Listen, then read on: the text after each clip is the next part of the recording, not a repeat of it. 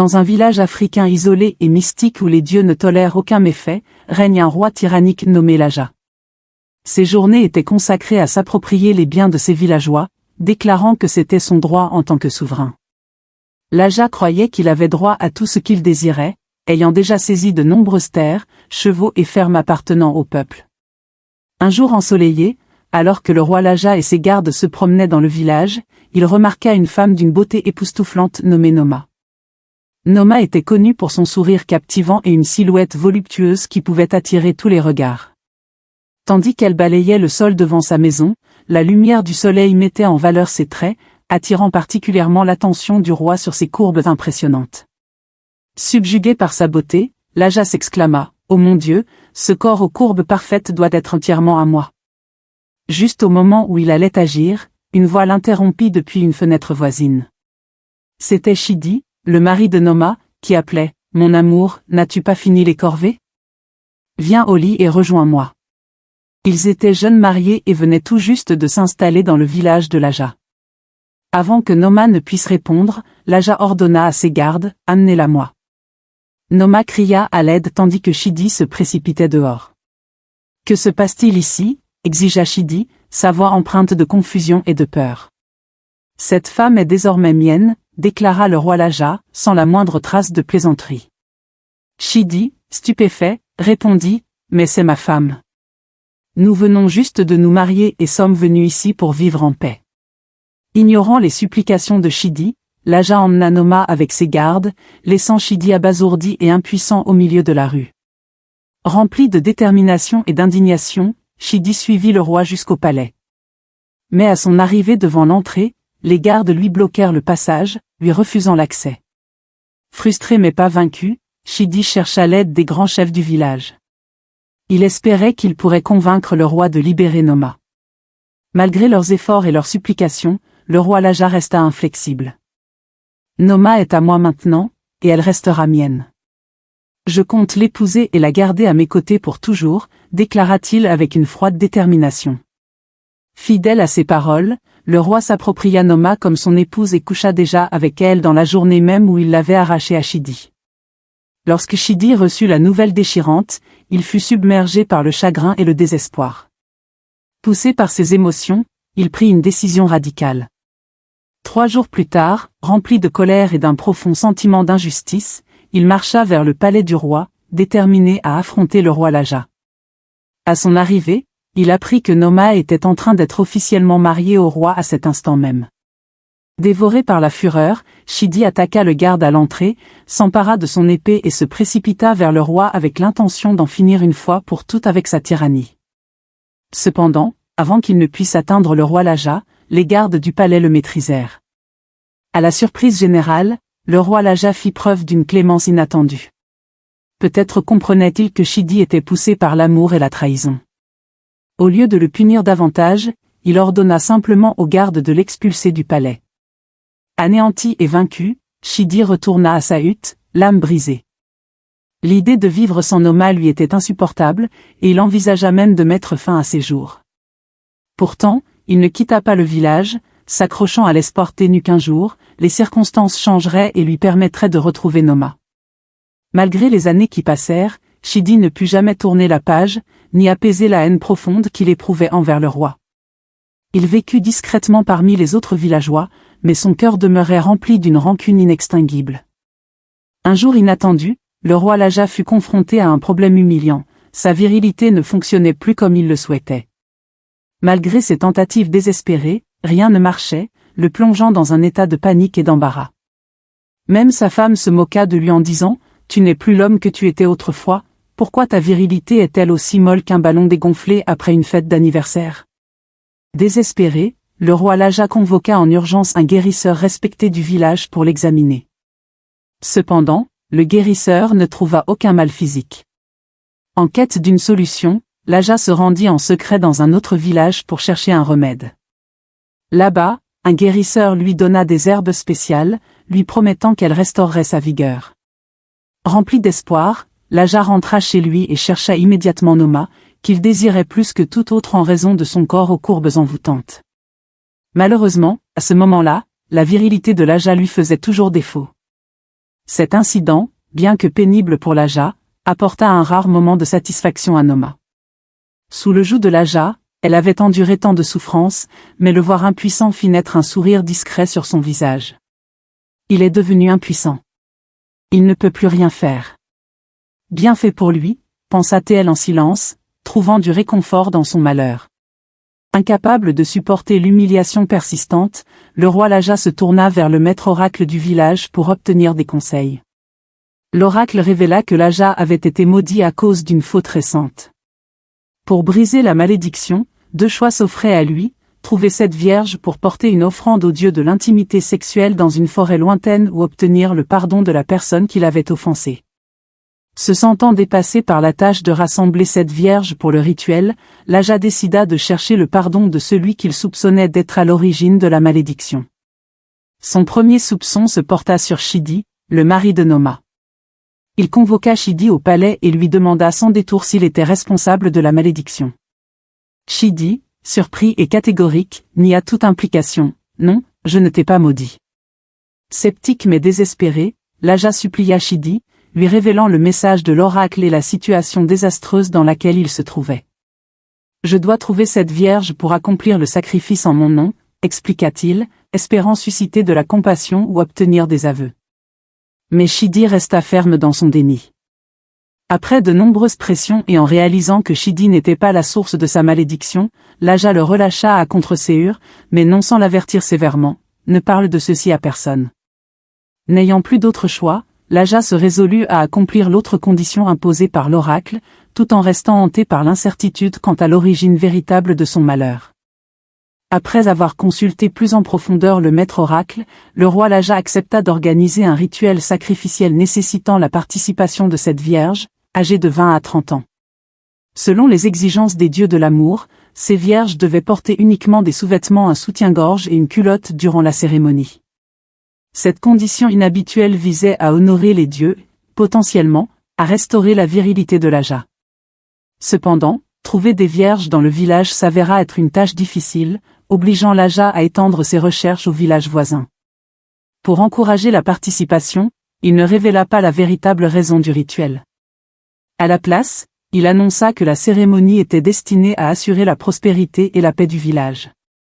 Pour convaincre davantage les participantes, il leur promit de somptueuses récompenses, notamment des terres et de l'or, une fois leur mission accomplie. Au départ, les vierges sélectionnées étaient réticentes, soupçonnant que le rituel était lié à un problème personnel plutôt qu'au bien-être du village. Toutefois, la promesse de récompense aussi généreuse finit par les séduire, et elles acceptèrent avidement les conditions. Craignant que les vierges ne conspirent contre lui si elles découvraient la véritable raison du rituel, Laja prit des précautions supplémentaires. Il leur ordonna de se rendre sur le site du rituel séparément.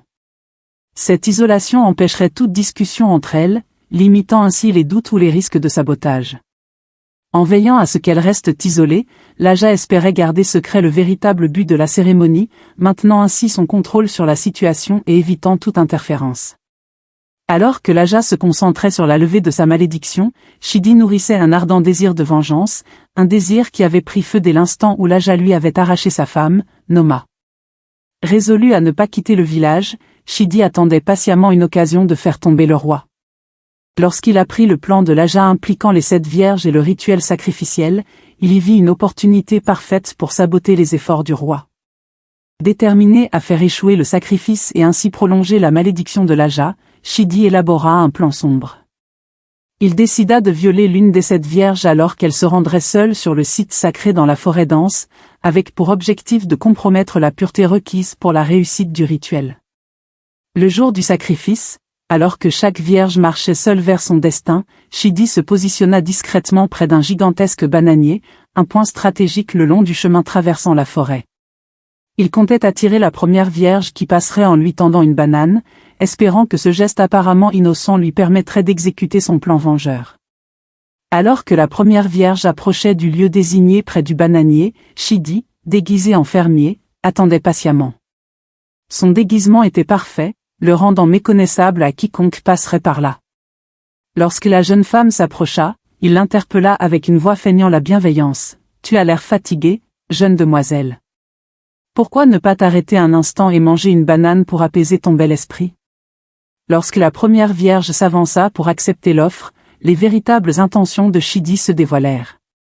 Il l'attaqua brutalement, violant sa pureté et anéantissant l'exigence sacrée du rituel.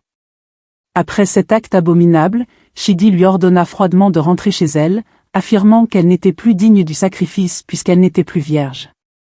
Anéantie et en larmes, la première vierge se retrouva face à un cruel dilemme.